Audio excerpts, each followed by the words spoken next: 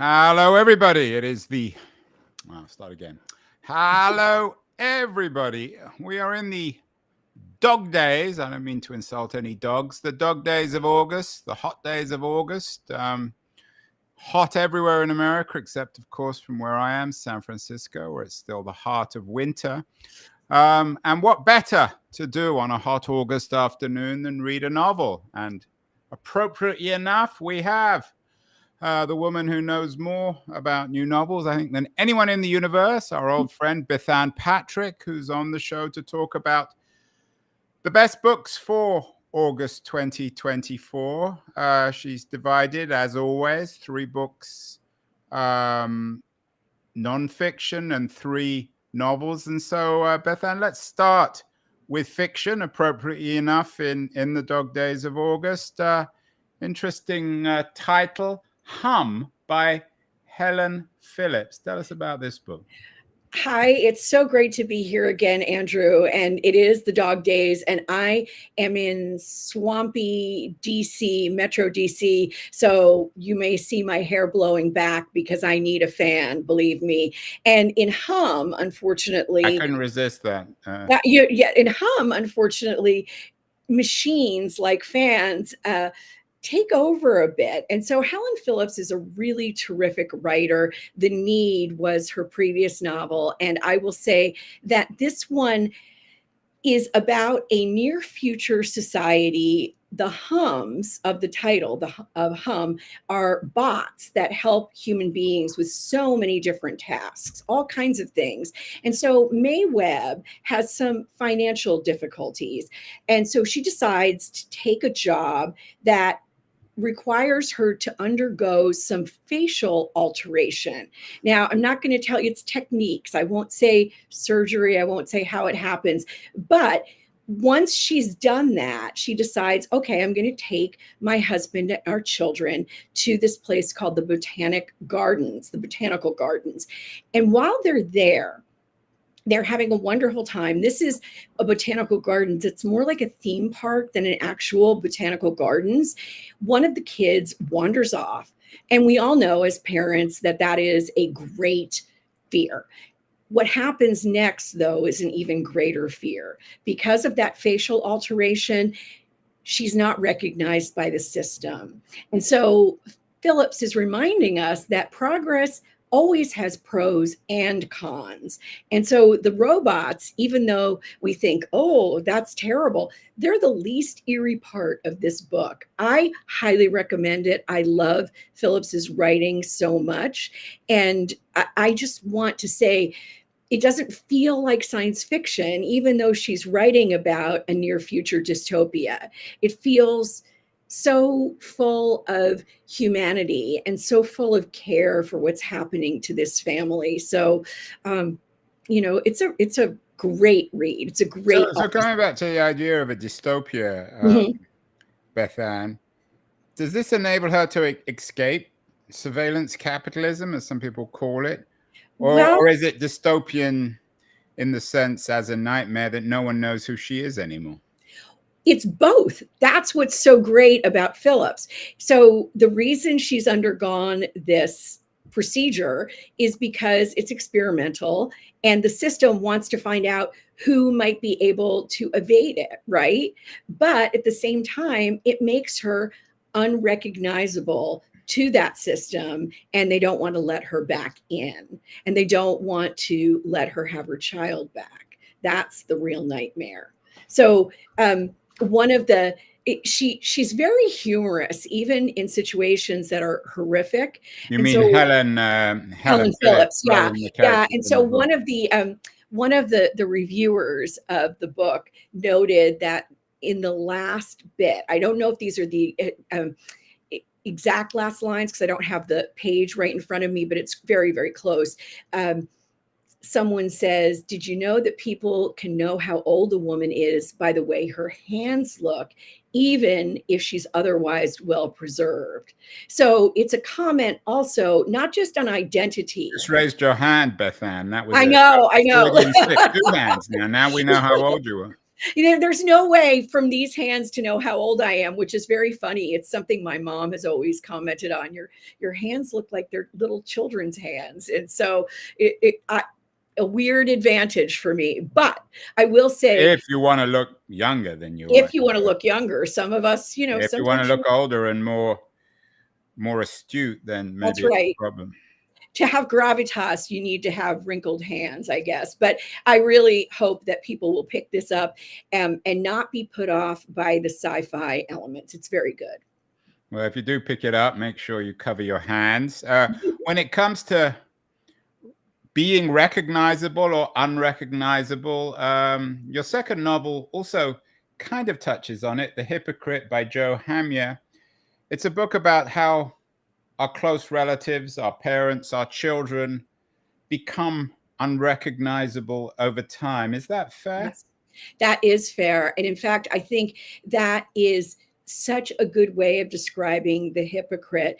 As I was telling you earlier, Joe Hamya is a beautiful young brown woman. She has chosen, because she lives in London, to write about a family who are not recognizably brown or of another race or culture. This is very much set in sort of a walled garden kind of a novel. What happens is you have a young woman playwright, and she has a new play finished, and she invites her father to its premiere.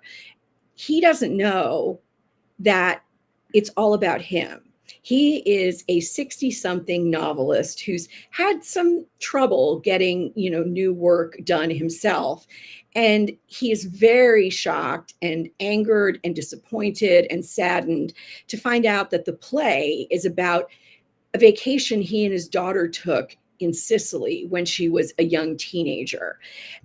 Meanwhile, upstairs, the mother of his ex-wife, that is, and the mother of the playwright are having lunch.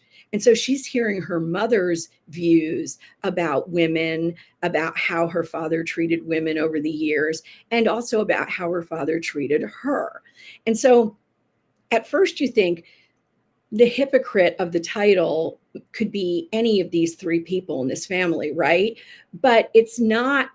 It doesn't matter that much as the story progresses who the hypocrite is, because it's all of us. And one of the things I want to make sure to mention about this one, Andrew, is that several reviews, several critics have pointed out, oh, this is a Martin Amis kind of character. And I want to take issue with that. I don't think it's fair. I think that Hamya wants the novel to inhabit, as she says, one massive gray area. And Martin Amis wasn't necessarily like this particular novelist. And Martin Amis, I don't think had. Maybe we could we say Martina Amis? Martina, that's right. So it's, but here's, another really interesting thing. This is set in August 2020. It's in London, okay? But it is at a moment. It's at the moment of the George Floyd murder in Minneapolis. So it's a moment when the world is reckoning with the hypocrisy of Western law enforcement and the way we have set up our institutions in the West. So this is a book that tells so much about power and imperialism, even though it's just talking about three members of a family. Yeah, and Bethanne, philosophers have written books in defense of hypocrisy, that it's an all too human thing, that yes, whether or not we like to acknowledge it, we're all hypocrites. So does Hamya, is she tolerant in a sense towards hypocrisy? If speaking of somebody like Martin Amis, if he had a philosophy, it was a toleration of yes, of all our weaknesses and foibles. One of his great friends, Christopher Hitchens. Christopher Hitchens and I are poles apart on many, many things, but what I love about Hitch and I love about Martin Amis and their work, rest in peace, both of them. If they want to be in peace, maybe they want to be in lots of action.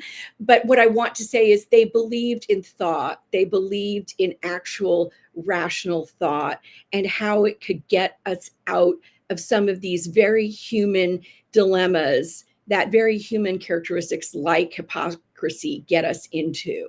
So that's what I would say. I think Hamya is incredibly tolerant of hypocrisy. She realizes we are always going to get ourselves into these kinds of situations because every story has more than one side.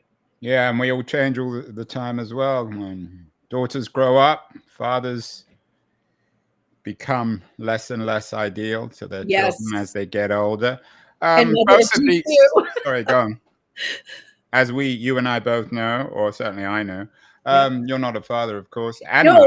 but I was going to say, Andrew, mothers know this too. And so the mother is also in here. And that's what's fascinating because one of the things going on is the difference between the, let's say, baby boomer mother and the millennial daughter and their views of how men should treat women. The mother has a very different, you know, idea. She thinks things are not as serious as her daughter. Yeah, and I think the generational quality is interesting here. I Yes. hadn't. I must admit, of all the 6 books here, this is the one I think I might end up reading. The generational quality, of course, Hitchens and Amis were part of a younger generation who they may seem, well, they're all dead now, but they may seem old now or conventional. But there was a point when they were the bomb throwers. So hopefully, Joe Hamyo has taken their bombs and thrown them for She's themselves. incredible. I really, Yeah. she's a writer to watch for sure. Well, you've run me over on that one. Finally, both these books are about hiding and unrecognizability. This final book is about hiding itself and why it's sometimes essential to hide and be unrecognizable. Our Narrow Hiding Places by Christopher Jansma. It's a novel about survival during Nazism and hiding from the evil Nazis. So tell me about this book. So many books, so many novels, Bethanne, on Nazis and war stories. Why is this one interesting?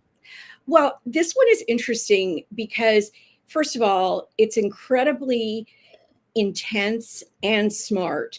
And it reminds us that even though there are scores and scores of books about World War II, scores and scores of novels about World War II, there are always stories that we haven't learned yet. And in this case, we've got a grandmother named Mika, if I'm saying that correctly, Mika, I'm not sure, and her grandson, Will, who is very much American. And he learns that she needs care, and so when he goes to take care of her, she's about 80 years old, he starts talking to her about her life, and he learns about the 1944 Dutch hunger winter, which was truly just atrocious for the Netherlands. It was terrible. Starvation was going on, but also the Nazis were trying to rout out any people, Dutch people, who were trying to help people escape, especially Jews. And so this little girl, when Mieka was 8 years old, had to help care for her father and some other men who went and hid in the attic of their apartment building. And partly, that was to escape, being transported off to, concentration camps or labor camps, but also because there was just so little food. And so an 8-year-old girl, could more easily go out and get a scrap of this and a bit of that. But this is a book that transcends that realism in historical fiction.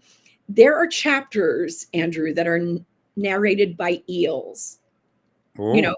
River eels, canal eels. And let me tell So it's you, kind of like Gunter Grass, a mix yes, of Gunter Grass and Anne Frank. Yes, it's also Gunter Grass and a little bit of Borges, and Ah, it's really got some magical realism in it, which is not something I've seen with a lot of Dutch literature. Let me tell you. so Christopher Jansma is a Dutch writer. Is this a Well, translated he novel? is no. He actually is American. He's the director of the writing programs at the State University of New York at New Paltz, but he does have a Dutch background. There are also Dutch fairy tales that come into this, so there is a lot going on in this book besides the interaction between a grandson and his grandmother. But I think it's a very important book because it shows that family splintering can almost always be somehow repaired. It's about bringing members of a family back together. And Mieke and Will bond over his care for her and over her honesty about what has really happened to his father and grandfather. So in a sense, it can be read in parallel with The Hypocrite. It can. It absolutely can. And I'm telling you, do not be put off by the talking eels. They are really fantastic. It's compelling. So we've got three excellent novels, or Yep. excellent sounding novels. I have to admit, I haven't read any of them. I know Bethanne, of course, has read The Lot. Hum by Helen Phillips, The Hypocrite by Joe Hamya, Our Narrow Hiding Place by Christopher Jansma. We're going to take a short break. I want to thank our friends at Liberties who've been very supportive of this show. I know they love Bethanne's monthly summaries. Liberties Quarterly is an excellent new publication. A lot of nonfiction, but also they have some excellent fiction writers. Culture and politics they focus on. Going to run a short feature on Liberties, and then we'll be back with Bethanne to talk about her three nonfiction choices for August. Don't go away, anyone. We'll be back in a second. The noise, there is nuance, insight. Liberties is not just a journal of ideas, it's a meteor of intelligent substance. It's the place to be for engaged citizens. Politics, opinion, substance. Liberties is a triumph for freedom of thought. A quarterly of urgency, of cultural exploration, of intellectual delight, of immaculate prose. It's invaluable. Subscribe now or find Liberties at your favorite bookseller. And you can subscribe to Liberties at libertiesjournal.com. We are speaking with my favorite monthly guest, Bethanne Patrick, the book critic of the Los Angeles Times and the best read woman, I think, in America. Bethanne, you mentioned Martin Amis in the first part of the show in terms of the novel The Hypocrite by Joe Hamya. He also comes up in your first nonfiction recommendation, Hitler's People, The Faces of the Third Reich by Richard Evans. Evans was actually on my show talking about the Nazis. He's perhaps the world's most authoritative and trusted scholar of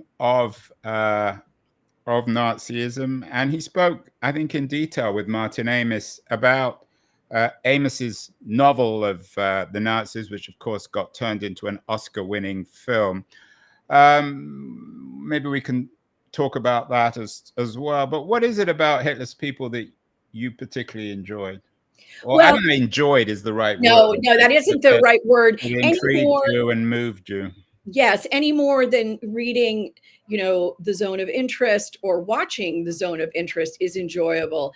It is about understanding. It is about, taking something from history and also realizing, to go back to the Joe Hamya novel, where our hypocrisies lie, both personal and communal. And so, first of all, as you said, Evans is the authority about this. I have been fascinated by the communal culpability of the German people, especially during that time of the Nazis' rise to power and World War II and its aftermath.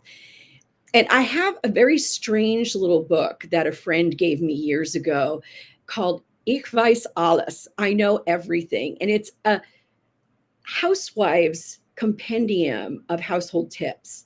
And you've spent, sorry to jump in here, Bethanne, but you've spent some time in Germany. Yes. I know your husband was stationed over there. Do you speak and read German? I do. I will not claim to do either one really well, but enough I can, say that I know my pronunciation, for example, is okay. And I can also read this little book. So this particular edition of it was published during the Third Reich. It uses that horrifying, it makes you grimace when you see that old style type, that they used in so many of their communications.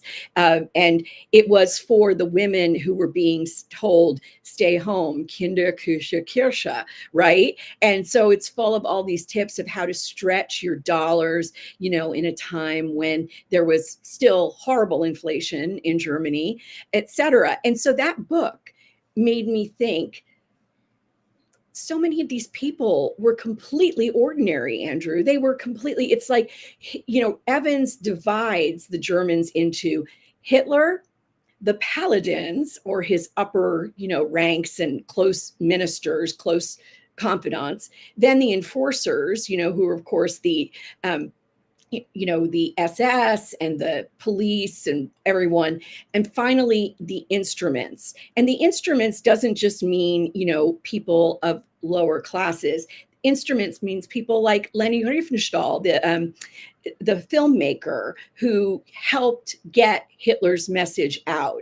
And so we all wonder, how could you do this? How could a person participate in this? And one of the things that he does note that I really thought was interesting, and I think Amos understood this when he wrote his books. Although to be fair to Evans, I talked to him about Amos. I don't think, he's a great admirer of Amos and his writing, but I think from a historical point of view, he had some major issues with Zone of Interest. It certainly wouldn't have been the novel he wrote. Although Amos came to Evans to learn more about the experience of Nazis. That is so interesting. There was just, unfortunately, I'm not going to remember who wrote it.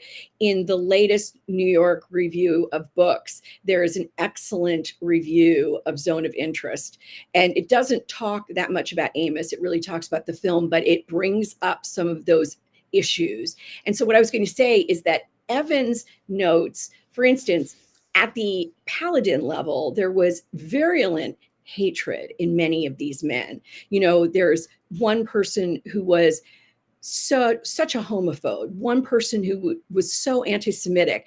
There's a lot of hatred, but Evans does say, look, that doesn't mean that they did the most damage.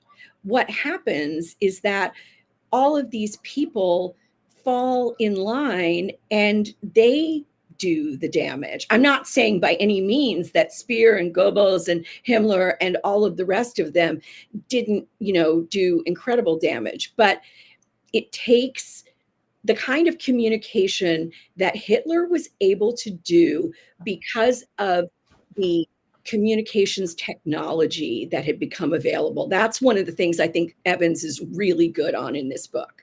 I brought this up with him, and yeah. he sidestepped it a little bit, but it's an interesting question about whether or not he shares Hannah Arendt's notion of the idea of the banality of evil. He said that term had been misused because Arendt didn't quite mean it in her analysis of her coverage of the Eichmann trial. But does evil, there's no doubt, of course, about how Hitler's people were perpetrators of the most profound evil, perhaps in human history. But do they come out rather banal, just middle-class men who were, as the Zone of Interest, especially the movie seems to suggest, just ordinary people who happen to be swept into history itself? I actually think that one of the things Evans might have a problem with the phrase banality of evil about is that it doesn't give enough space for free will. And so in the zone of, and that's one of the things that bothered me about the Zone of Interest, as I thought, you don't have to sit there with these noises and just pretend nothing's going on. You do not have to do that. You know, you mentioned a little while ago that I happen to be a military spouse. I'm a military spouse. That does not mean that I believe in everything that the US military or Department of Defense does. And I know that. I can think about that.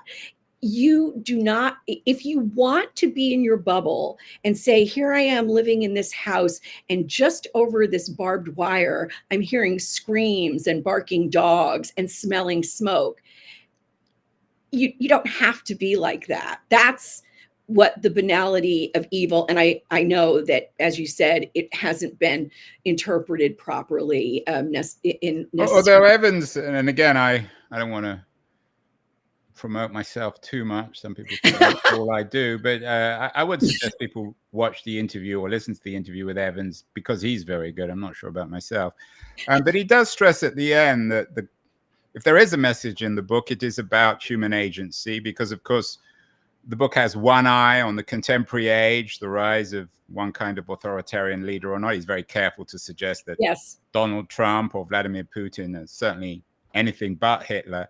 But he does note that ultimately agency, for him at least as a historian, remains central in how we navigate and negotiate evil and justice.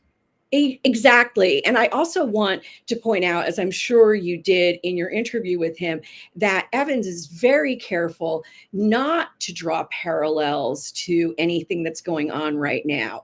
He wants us all to understand this period, this historical period, so that we can make our own decisions. We can use our own agency now. But he doesn't say, oh, this is just like, you know, this figure or that figure. I think that's what makes this book so amazing. He's a true historian who has done the work and the research. Yeah, I mean, nobody's done more of the legwork than Evans. Although this, I guess, at least from him, it's a final statement on the Nazis. He says he's sick of them, and his next book's going to be about the pandemic.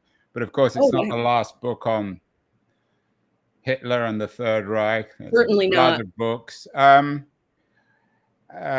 better or worse. And I was intrigued by your second nonfiction book, Keeping the Faith: God, Democracy, and the Trial That Riveted a Nation, a book about the Scopes trial, because I thought that Summer for the Gods by Edward Larson, that won a Pulitzer, was in a sense the last word. I actually went down to LA to interview him a few months ago. Oh, wonderful. It was an excellent book. But this new book, Keeping the Faith: God, Democracy, and the Trial That Riveted a Nation, why do we need another book, Bethanne, on the Scopes trial? Well, not in keeping with Richard Evans, the esteemed and very careful historian, I will say I think we need another book on the Scopes trial, because it tells us so much about the times we're living in right now. And also because Brenda Wineapple is an incredible storyteller. She may not be at quite the level of expert that Larson is in terms of the trial. And that's I'm sure you've read it 10 times. Yes. Summer for the Gods is a wonderful book. It's a wonderful book. But it's truly worthy of a Pulitzer Prize. Oh, absolutely. And I don't know, I'm not going to say whether this one is worthy of a Pulitzer Prize or not, but I will say that she shows all these facets of both of these men, Clarence Darrow and William Jennings Bryan. And she shows the bad and the good. So she doesn't make Clarence Darrow into a, one-sided hero. And she doesn't make William Jennings Bryan into a villain either. Bryan was, that what we used to call a yellow dog Democrat. And in many ways, he was a progressive. He was incredibly progressive on women's rights. Unfortunately, he was also a racist. And so when this trial came up, and the Scopes trial it took place in the 1920s during a period of religious fundamentalism. in the United States, mostly on the Protestant side of things. And so John Thomas Scopes, a lot of people, know the term the Scopes trial, but they don't know what it was about. So John Thomas Scopes was this mild-mannered teacher who used a state-approved textbook that had, let's say, a paragraph about evolution in it. And so when William Jennings Bryan got wind of this, in Kentucky, he said, okay, that's it. He taught evolution. We don't want evolution taught. We shouldn't be teaching evolution. Let's, take this guy to court. And so Darrow argued for freedom of speech, and he made a lot of powerful arguments, things that we all like to hear and listen to when we are for freedom of speech. But what we have to remember, and what the judge remembered ultimately, is that Scopes was not on trial for whether or not he believed in evolution. He was on trial for whether or not he'd broken a state law. And he had. It doesn't mean that he wanted to or that he was trying to, but he had. And so one of the things Wineapple shows is how there was so much brouhaha around this, so much that, made people so upset, so angry on both sides. And this is what speaks to us today. So what is that about? How? I mean, you mentioned William Jennings that's what I was going to say. So it's about how maybe we need to realize that the people who are on the opposite side have something of value that is in their side. It's not so much that you have to believe in a fundamentalist interpretation of scripture, but what are they looking for? What is a person who decides to call themselves a fundamentalist in search of? One of the things that happened during the trial, and Wineapple is so great on this, is that Scopes really drilled into Bryan about, do you believe this in the Bible? Do you believe this? Do you take this literally? And every single time Bryan had to say, well, no, of course I don't. I don't believe a human can turn into a pillar of salt. And so Darrow would say, well, there you go. You're not a fundamentalist. But someone who wants to believe in that. I'm not saying they're right. I'm not saying they're wrong. What are they looking for? What is missing? Maybe if we try to think about what each side is searching for, there might be a way to talk and bridge the gap. And does this also help? I've always been interested in William Jennings Bryan. He ran how many times he lost, I think, 3 times as the Democratic candidate for president. He was a man, in a sense, he was certainly a populist, a progressive populist in some ways, but as you say, he was on the wrong side, I guess, of the Scopes trial. He was also pro-prohibition, which would put him again on the other side from progressives. What does Jennings Bryan's involvement in this teach us about populism? Should it suggest perhaps we progressives should be a little more tolerant of populists, that it's not always a right-wing phenomenon? I think that's exactly what this shows. Whether or not, I'm not trying to speak for Wineapple, but I'm definitely saying that sometimes there is not truth in what a populist is saying. When Bryan stood up for various scripture verses, come on, they're not something you can prove true or false. Again, it's in what the motivation is. What are these people seeking?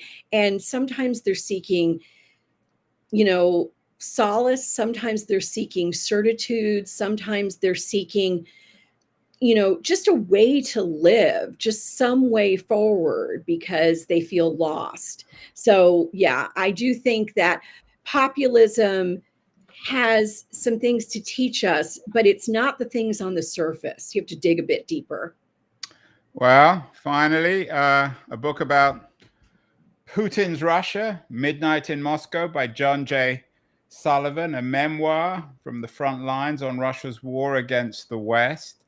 John J. Sullivan is a American diplomat. He was the ambassador to Russia between 2020 and 2022.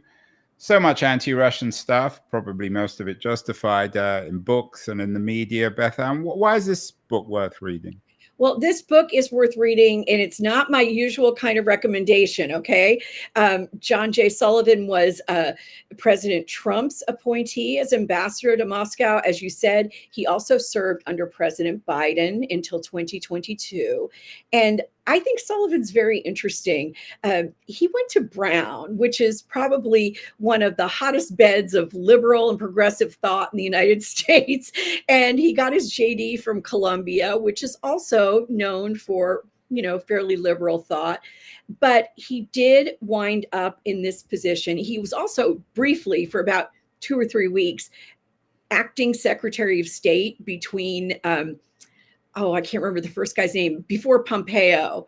Oh, there we go. Tillerson. Tillerson. Remember, he was one of the early appointees. Gets sick of Trump, and one of the early. I don't know what you want to call it. One of the early levers, but Sullivan was really there and really had to live into what it meant to be in Russia. He has this great anecdote in his NPR interview about the book, about having to go to an electronics store in Moscow and try to buy an iPad, and how they wouldn't let him take it right away because, of course, they were taking it in the back to make sure that it was outfitted with all the latest bells and whistles for surveillance. And everyone knew that. He knew that. The clerk knew that. It was kind of in hum. Exactly. And so he shows that there's hum again. Yeah, that the Putin regime has lied about its intentions so many times. He has met with Putin. He has a really interesting little take on that. He says he keeps everybody waiting, even the Pope. And he's very swaggery. Sullivan says he's kind of like a Michael Corleone figure, very elegant gangster. That won't surprise any of us in talking about Putin. But what I think is really important about Sullivan's book and message is that he believes a second Cold War is coming. And we've already talked about that's not very radical. I mean, everyone's. No, it's not radical. It's not radical. It's just that he is really showing it. He's showing it from his own personal experience. And because I personally experienced the last Cold War, I think it's really important to listen to people who are saying this is coming and Cold Wars are dangerous. Just because you think the home front is fine during a Cold War doesn't mean that there aren't dangers. And does he talk? I'm not convinced. I mean, the Cold War is probably here, but it's a Cold War between the U.S. and China. Does he tell us about why Russia matters? I mean, obviously the invasion of Ukraine is significant, but it's not a major economic power or a cultural power. And in the war against Ukraine, it seems increasingly it's not a major military power either. Why should we care about Russia? It's a major nuclear power, Andrew. That's why. Russia has well, so is Pakistan. So is North Korea. Yes. I'm going to start singing Tom Lehrer in a minute.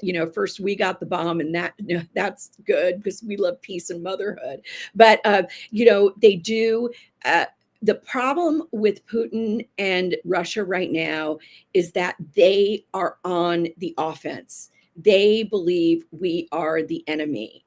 And so when someone has decided that someone else is their enemy, they might go after them no matter what. And so I believe that what Sullivan saw during his years in Moscow is that Putin will just stop at nothing in his pursuit of ways to damage, devil, and even destroy the United States as long as he's in power. Now, when I look at that, I haven't seen the book, but when I look at the photo of Sullivan, he was educated at Brown and Columbia, but he has the solid looks of a typical American diplomat or bureaucrat from the 50s or 60s. Is it conceivable, Bethanne, that guys like that want to go back to the Cold War, makes them feel more secure, makes America seem more central in the world? Well, certainly not according to Sullivan. He doesn't want to go back to the Cold War. He wants that he wants to get away from that. He believes that Putin is the one who wants to get back to the Cold War. I was very interested, like you, to see Sullivan's man, right? And to see, maybe that's what led him into, Trump's arena and circle, and that's why he was originally appointed ambassador to Moscow. I do think he was changed by that. I think I'd be very interesting to see him now and to speak with him. He sounds quite different. Yeah, was he reward? I mean, most of these significant diplomatic appointments are rewards for something or other. Exactly. Was he? Did he write big checks for Trump? I wonder, and I don't know. That's not part of my investigative work. But I will say that when you listen to him, he sounds really smart and also very gently humorous. So he might be someone who was, sort of born with that look. It's hard to say. It's hard to say, but I do not think he wants to go. He's not someone who wants to charge back into battle. That's not what I saw in the book. That's not what I read. I have to admit, this is not the book that I would choose. Not that I've read it, so what do I know? But I hate the title, Midnight in Moscow. What does that even mean?